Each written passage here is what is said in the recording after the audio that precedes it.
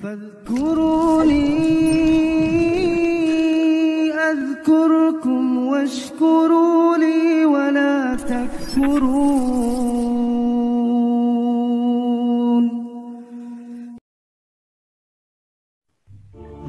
Jadikan sabar dan sholat sebagai penolongmu. Allah Subhanahu wa ta'ala berfirman dalam Al-Quran surat Al-Baqarah ayat 45, wasta'inu bis-sabri was-shalah wa innaha lakabiratun illa 'alal khashiyin. Maka jadikanlah sabar dan sholat sebagai penolong kalian jika kita menghadapi masalah,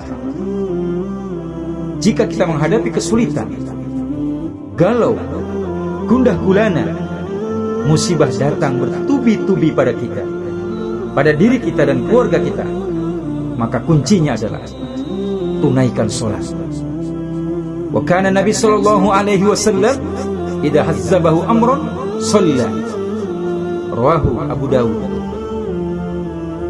Dan telah terbukti bahwa Rasulullah sallallahu alaihi wasallam jika beliau menghadapi kesulitan dalam urusan dunia, dalam urusan din, maka beliau tunaikan sholat. Beliau mengadu kepada Allah dengan sholat, dengan menghadap Allah Azza wa Jalla.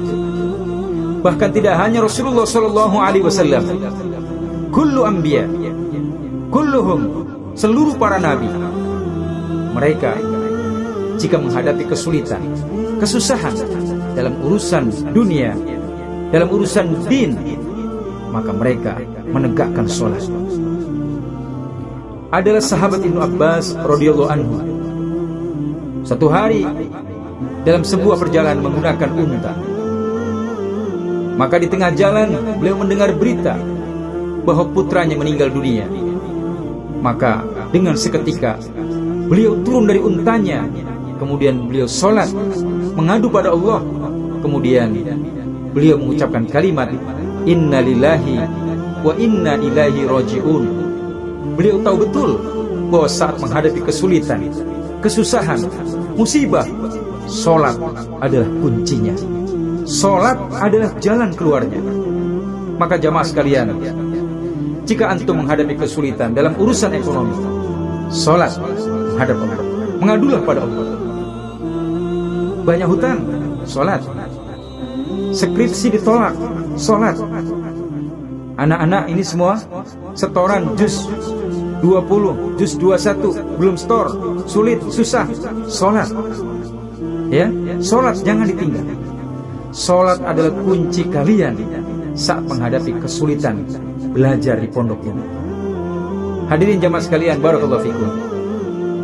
Sholat adalah penolong kita saat kita menghadapi kesulitan, saat kita menghadapi gundah gulana, musibah dan kesusahan. Oleh karenanya jamaah sekalian, jadikan sholat sebagai penolong kalian. Ada satu kisah yang sangat menarik. Ada seorang saudagar kaya. Dalam perjalanan, dia menghadapi seorang begal. Begal datang pada dia. Kemudian begal itu berkata, saya akan membunuhmu dan akan mengambil hartamu.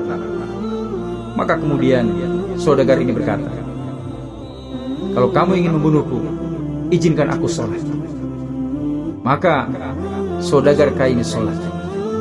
Ketika dia sholat, tiba-tiba ada penunggang kuda dengan topi yang berkilat-kilat, bercahaya, dengan membawa tombak, dan dia menghunuskan tombaknya kepada begal tadi, dan begal tadi mati terkapar. Siapakah pemuda penunggang kuda itu dengan topi yang bercahaya, berkilat-kilat?